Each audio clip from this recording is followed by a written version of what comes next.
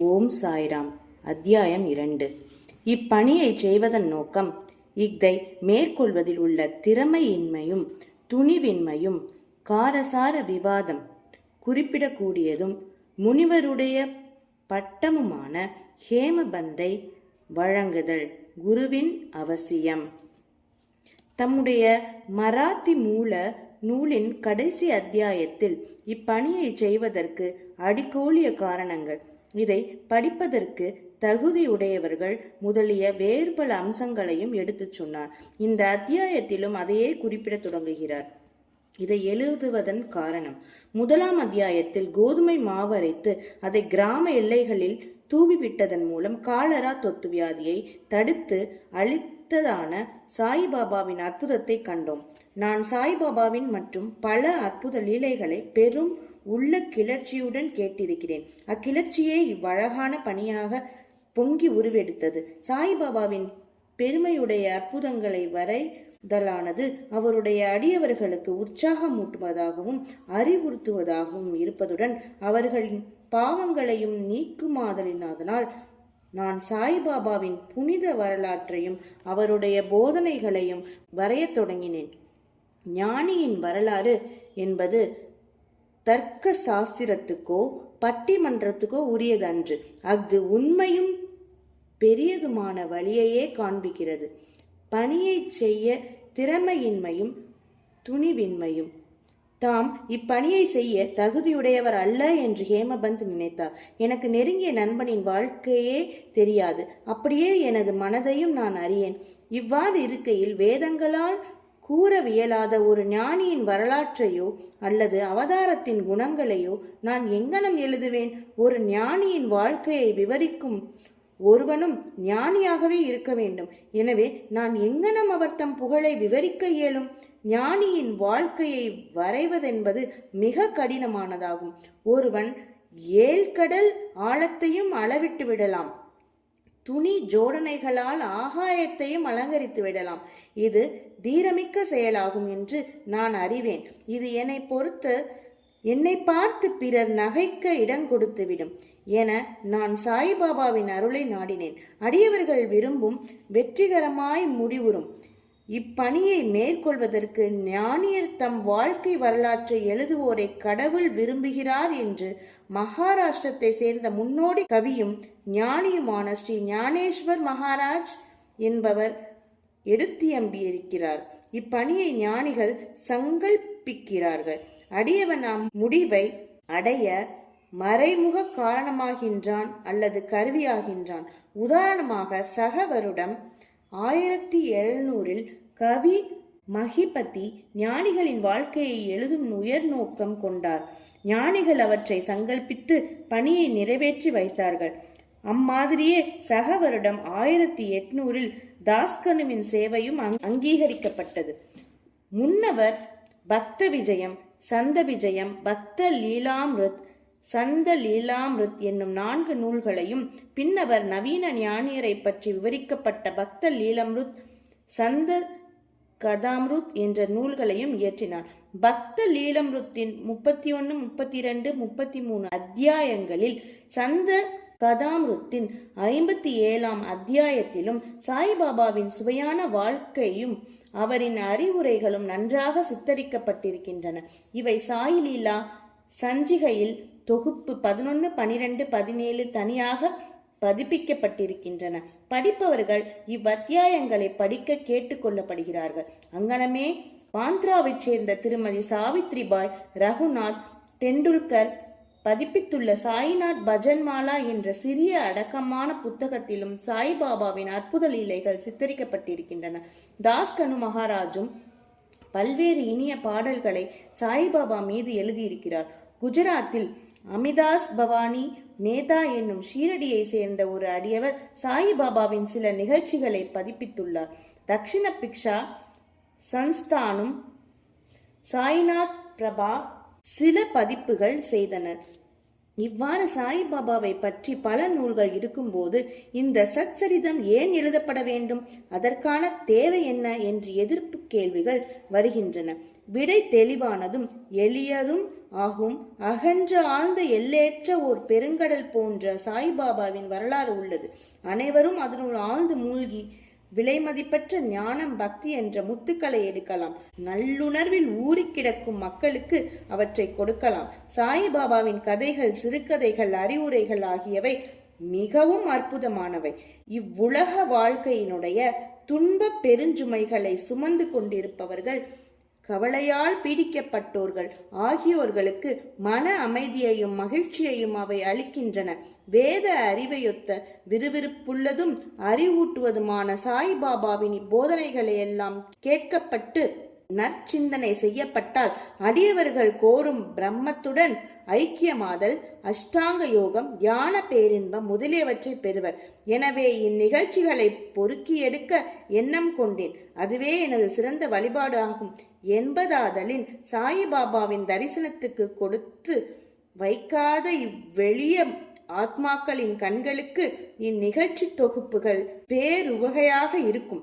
எனவே நான் சாய்பாபாவின் போதனைகளையும் இயற்கையானதும் எல்லையற்றதுமான தன்னுணர்வு கருத்துக்களையும் சேகரிக்க முற்பட்டேன். இப்பணியில் பாபாவே என் உள்ளுணர்வை கிளப்பிவிட்டார். உண்மையில் என்னுடைய அகங்காரத்தை அவர் தம் பாதத்தடியில் சமர்ப்பித்து இம்மை மறுமை இரண்டிலும் என்னை பூரண சந்தோஷமாக்குவார் என்று எண்ணினேன். இப்பணிக்கு நானே எனக்கு அனுமதி அளிக்கும்படி சாய்பாபாவை கேட்க முடியவில்லை. பாபாவின் நெருங்கிய அடியவரான மாதவ்ராவ் தேஷ்பாண்டே என்ற ஷாமாவிடம் பாபாவிடம் எனக்காக கேட்கும்படி வேண்டிக் கொண்டேன். அவர் எனது எண்ணத்திற்காக பாபாவிடம் வாதாடினார். இந்த அண்ணா சாஹேப் தங்கள் வரலாற்றை எழுத விரும்புகிறார். நான் ஒரு ஏழை பக்கிரி என்று கூறாதீர்கள். ஆயின் நீங்கள் சம்மதித்து அவருக்கு உதவி அளிப்பதாக கூறினால் அவர் எழுதுவார். அன்றி தங்கள் திருவடி கருணையே இப்பணியை நிறைவேற்றிவிடும். தங்கள் அருள் துணையின்றி எதுவும் வெற்றிகரமாக செய்ய இயலாது. சாய்பாபா இவ்வேண்டுகோளை திருச்செவி மடுத்தவுடன் உருகி உதி என்னும் திருநீர் அளித்து ஆசீர்வதித்து தன்னுடைய வரம் நல்கும் கரத்தை தன் தலைமேல் வைத்து இவர் நிகழ்ச்சிகள், அனுபவங்கள் ஆகியவற்றை தொகுத்து குறிப்பெடுத்து வைத்துக் கொள்ளட்டும். நான் இவருக்கு உதவி செய்வேன். அவர் ஒரு புறக்கருவியே ஆவார். என்னுடைய வரலாற்றை நானே எழுதி என்னுடைய அடியவர்களின் ஆவலை பூர்த்தி செய்ய வேண்டும். அவர் தம் அகங்காரத்தை அறவே களைந்து எம் பாதங்களில் சமர்ப்பித்து விடட்டும். வாழ்க்கையில் இங்கனம் செய்பவனுக்கே நான் மிகவும் உதவி புரிகிறேன். என்னுடைய வாழ்க்கை நிகழ்ச்சிகளை பற்றி என்ன? நான் அவருடைய வீட்டில் ஒள்ளும் வகையெல்லாம் ஓவாதே பணிபுரிகிறேன். அவருடைய அகங்காரம் சிறு துளியும் எஞ்சியிராமல் அறவே அழிக்கப்பட்டு விட்டால் நானே அவர் புகுந்து என் வாழ்க்கை நிகழ்ச்சிகளை எழுதுவேன். அடியவர் தம் உள்ளங்களில் எனது நிகழ்ச்சிகள், அறிவுரைகள் நம்பிக்கையூட்டும். எளிதில் தன்னை உணரலாம். பேரானந்த பெருநிலையையும் அவர்கள் எளிதில் பெறுவார்கள். ஆயின் ஒருவரது சொந்த கருத்தையே நிலைப்படுத்தல், மற்ற கருத்தை மறுக்கச் செய்யும் முயற்சிகள், ஒரு பொருளின் நன்மை தீமை இவற்றை பற்றி விவாதங்கள் இருத்தல் கூடாது என்று பகர்ந்தருளினார். விவாதம் என்னும் சொல்லானது ஹேமத் பந்த் என்னும் பட்டத்தை நான் பெற்ற நிகழ்ச்சியை விவரிக்க கொடுத்து இருந்த வாக்குறுதியை ஞாபகமூட்டுகிறது. அதையே இப்போது கூறுகிறேன்.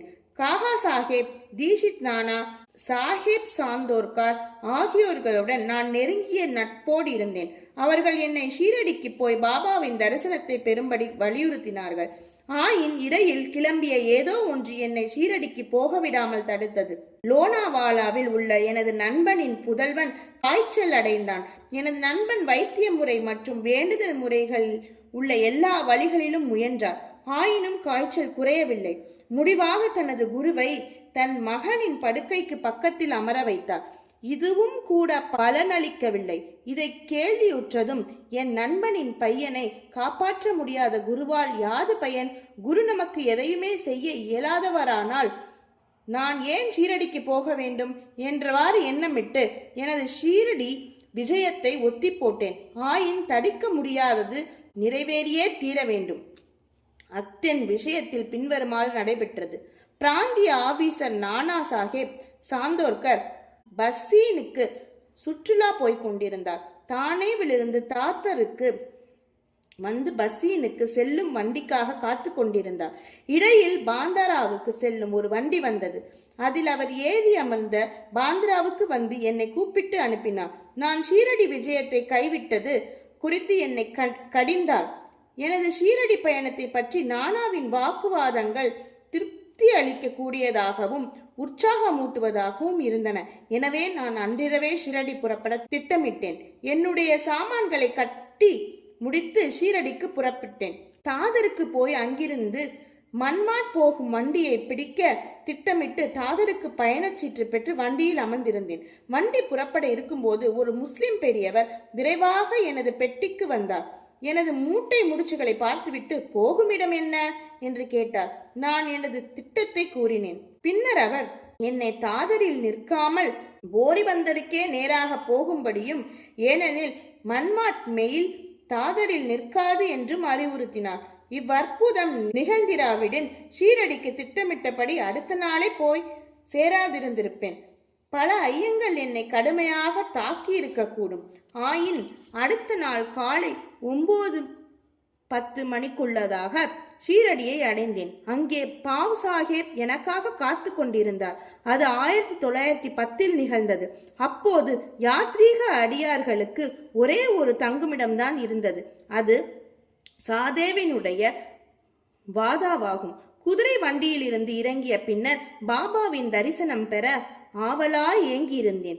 மசூதி நின்று திரும்பி வந்த பெரும் அடியவரான தாத்யா சாஹேப் நூல்கர், சாய்பாபா வாதாவின் மூலையில் இருக்கிறார், முதலில் ஒரு முன்னோடி தரிசனம் செய்துவிட்டு குளித்த பின் சாவகாசமாக பார்க்கலாம் என்று கூறினார். இதை கேட்டவுடனே நான் பாபாவிடம் ஓடி சாஷ்டாங்க நமஸ்காரம் செய்தேன். எனது மகிழ்ச்சிக்கு எல்லை இல்லை. நானா சாஹேப் சாந்தோர்கர் என்னிடம் கூறியதற்கு அதிகமாகவே கண்டேன். என்னுடைய புலன்கள் எல்லாம் திருப்தி அடைந்தன. நான் பசிதாகத்தை மறந்தேன். சாயிபாபாவின் பாதங்களை தொட்டவுடன் ஆசிர்வதிக்கப்பட்ட ஒரு புத்தம் புதிய வாழ்வையே அவர் எனக்கு அருளியதை உணர்ந்தேன். என்னை இச்செயலில் இடைவிடாமல் தூண்டி சாயிபாபாவின் தரிசனத்திற்கு உதவி புரிந்தவர்களுக்கு கடமைப்பட்டதை கருதினேன். அவர்களை உண்மை உறவினர்களாக நினைக்கிறேன். அவர்களுடைய கடனை நான் திருப்பித் தர முடியாது. அவர்களை நினைத்து அவர்கள் முன் வீழ்ந்து வணங்குகிறேன்.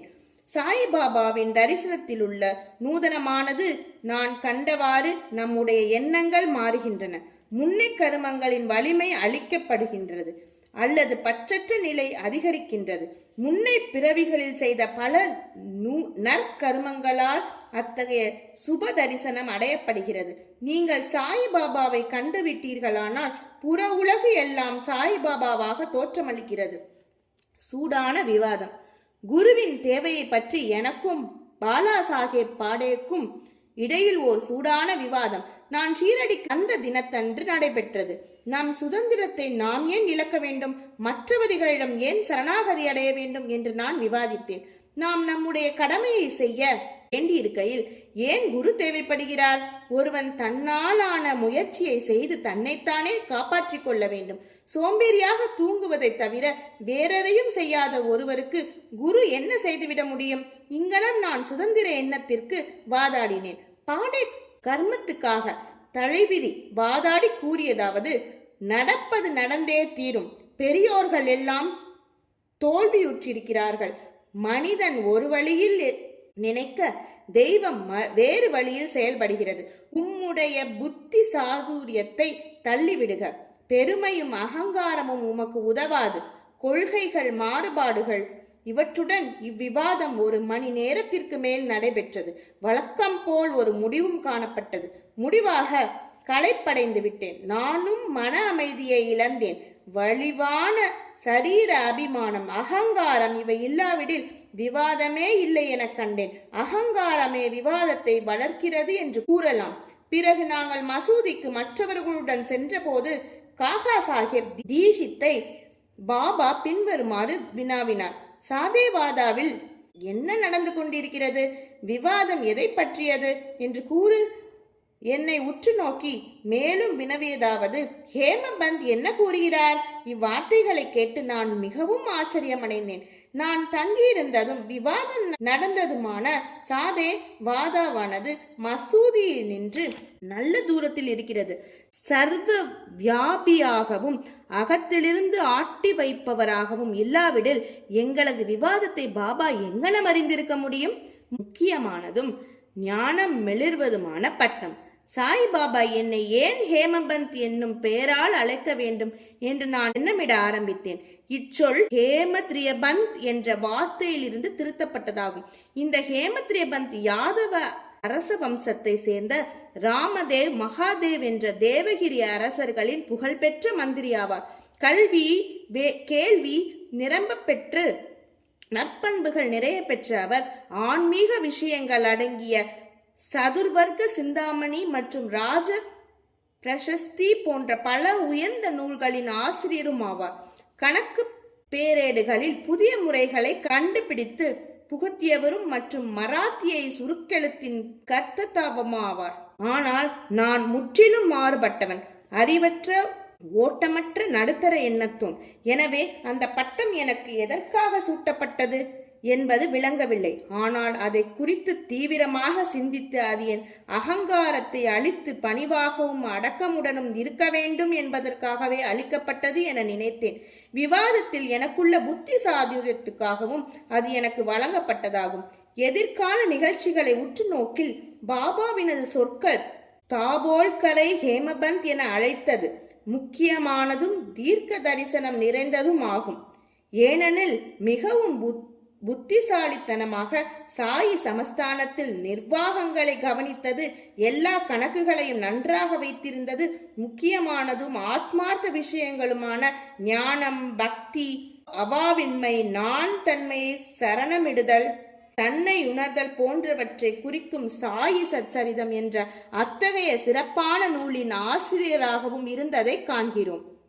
குருவின் தேவையை பற்றி ஹேமபந்த் பாபா இவ்விஷயத்தை பற்றி என்ன சொன்னார் என்று எவ்வித குறிப்பும் விட்டு வைக்கவில்லை. ஆனால் காகா சாஹேப் தீஷித் இவ்விஷயத்தை தனது குறிப்புகளில் பதிப்பித்துள்ளார். ஹேமபந்தின் சாயிபாபா சந்திப்பின் அடுத்த நாளில் பாபாவிடம் காகா சாஹேப் தீஷித் சென்று தன் ஷீரடியை விட்டு போக வேண்டுமா என கேட்டார். பாபா ஆம் என்றார். பிறகு எங்கே போவது என யாரோ கேட்டார். பாபா உயர மேலே என்று கூறினார். அம்மனிதர் வழி எப்படிப்பட்டது என பாபாவிடம் வினாவினார். பாபா கூறினார், அங்கே போவதற்கு பல வழிகள் உள்ளன. இங்கிருந்தும், அதாவது ஷீரடியிலிருந்தும் ஒரு வழி உள்ளது. பாதை கடினமானது. புலிகளும் ஓநாய்களும் வழியிலுள்ள காடுகளில் உள்ளன. நான் காகா சாஹேப் தீட்சித் கேட்டேன், ஒரு வழிகாட்டியை நாம் அழைத்து சென்றால் என்ன? அதற்கு பாபா கூறினார், அப்போது கடினமில்லை. புலி, ஓநாய், படுகுழிகள் முதலியவற்றிலிருந்து உன்னை விலக்கி உன் குறிக்கோளை அடைய நேரடியாக அழைத்து செல்வார். வழிகாட்டி இல்லை என்றால் காடுகளில் நீர் காணாமல் போகலாம் அல்லது படுகுழியில் விழும் அபாயம் இருக்கிறது. இந்நிகழ்ச்சியின் போது தாபோல்கரும் அறை அருகே இருந்தார். அதுவே குரு அவசியமா என்னும் விவாதத்திற்கு பாபாவின் பதில் என்று எண்ணினார். ஒரு மனிதன் சுதந்திரமானவனா அல்லது கட்டுப்பட்டவனா என்னும் விவாதம் ஆன்ம விஷயங்களில் உபயோகமில்லை என்றும் இவ்வத்தியாயத்தின் மராத்தி மூல பதிப்பில் விளக்கப்பட்டபடி பெரிய அவதாரங்களான ராமர், கிருஷ்ணர் முதலியோர் தனது குருக்களான வசிஷ்டர், சாந்தீபனி ஆகிய முனிவர்களிடம் தன்னை அறிவதற்காக சரணடைந்தார்கள் என்றும் குருவினுடைய உபதேசத்தினாலேயே பரமார்த்திகம் அடையப்படுகிறது என்றும் நம்பிக்கையும் பொறுமையுமே அத்தகைய முன்னேற்றத்திற்கு தேவையான நற்பண்புகளாம் என்பதுமே பாபாவின் திருக்குறிப்பாம். ஸ்ரீ சாயியை பணிக. அனைவருக்கும் சாந்தி நிலவட்டும். ஓம் சாய்ராம்.